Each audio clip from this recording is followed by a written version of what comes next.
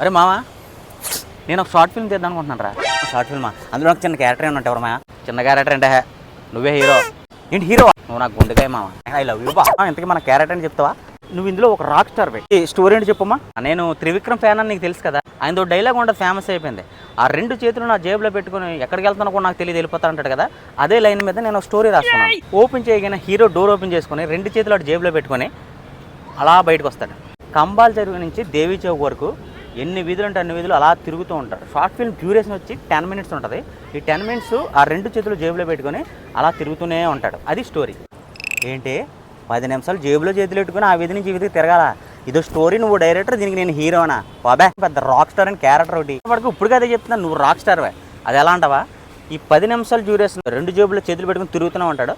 Twist ఏంటంటే ఆ రెండు జేబులకి చిల్లులు ఉంటాయి. మాస్ వాళ్ళకైతే అర్థం కాదు. మినిమం డిగ్రీ చదువుకున్న వాళ్ళకి ఐఏఎస్ ఐపీఎస్ పెద్ద పై